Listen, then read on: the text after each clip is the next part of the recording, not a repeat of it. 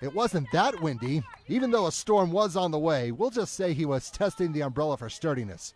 Laramie versus Gillette in the 4A East Regional Championship game in Cheyenne. First half, Gillette wearing the white. Great ball movement as they'll get the ball through traffic, then fire ahead to sophomore Andy Guernsey. He sees a shot on the left side of the net. He'll take it and connect in the 13th minute. Now we just got to find him to give him his credit. There he is. He has not scored many goals this season, but that was big, and he has his team up 1-0. On the other end, Laramie would try to counter. Here's a pretty good free kick try towards the net, but Andrew Hayes is going to leap up and snag that one out of mid-flight before it could do any more damage. Him and the defense are the reason why the Camels have only given up 5 goals on the season coming into this game. The Plainsmen kept trying, though. They would draw the defense away from the middle to set up this next attempt. Pretty good strategy, but Hayes knew where the target was and would block it. He looks to be doing pretty good after an injury a couple of weeks ago. The score would remain at 1-0 going into halftime. Second half, the Camels would try to strike on this fast break opportunity. Taryn Young had the right idea, but his aim was off just a little bit. Had that gone in, we would have had a much different outcome on this contest. The opposition was still looking for an equalizer, and they had their chances. Andrew Barnes sees a lane through 4 defenders and went for broke, but Hayes saw that lane as well and knew what the strategy was, and he'll plug the hole, plus add another save to his totals. Later, Laramie with a corner kick, and here's where they finally caught a break. Barnes gets control of the ball with about 12 minutes left on the clock and bounces a shot off of Hayes, and for the first time in 3 games, the Plainsmen have finally scored against this Camel defense. It took a while.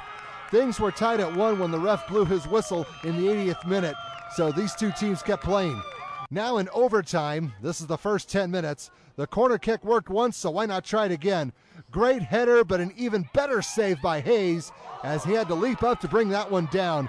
Seeding in the state tournament was on the line, so you do not want to make a mistake here. In the second 10 minutes, Gillette was trying to get the attack plan back together. We must have a camera curse on Clark Christensen because every time this play comes his way, he's always half a step off on the connection try. Tough break. No scoring in the extra time, but we can't have a tie, so we had to go to a shootout. Round 1, the Camels went first. Blaine Christensen went one way, and the goalie went the other. Easy score, and it's 1-0. Here comes the opposition. Barnes keeps it on the ground and put a pretty good sell on his approach. No resistance there, and things are tied at 1.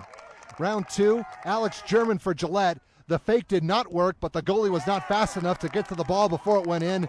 That would push the score up to 2-1.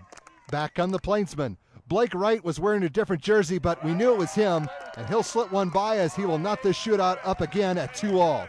Round 3, Camden Hinkle. He'll zig and the goalie will zag. Result, open net goal. The score is now 3-2. Now the other team needs to counter. Here comes Cameron Skinner, and he made that look easy. The drama is starting to build because we have a 3-3 contest. Round 4, Tyler Greener almost put too much on that shot, but he'll get the bounce off of the crossbar and give his team the lead once again. It's 4-3. Laramie answers with Cormac Martinez Del Rio. Have you noticed the pattern? The shots have been almost identical, a copycat pattern, if you will. We're tied again, 4-4.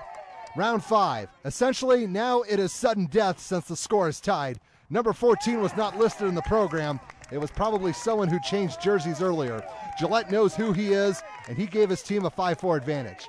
The Plainsmen have to score here or else it's over. It's Larry Wastenberg with the kick. Hayes got a hand on it, but not enough deflection. That's in. We're even at 5, and both teams are in do-or-die mode. Round 6, Lane Knievel, and he's getting evil. I'm sure he's heard that joke a million times, but in that instance, he lived up to it. Camels up 6-5. Now, most goalies hate shootouts, but the good news is you usually only need to stop one shot. Here's Joe Ezery Brizendine. Access denied. Hayes read that one and broke in the right direction.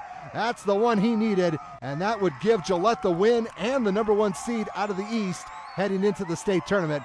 Final score 2-1 with a shootout score of 6-5. And that concludes our championship match. Our winner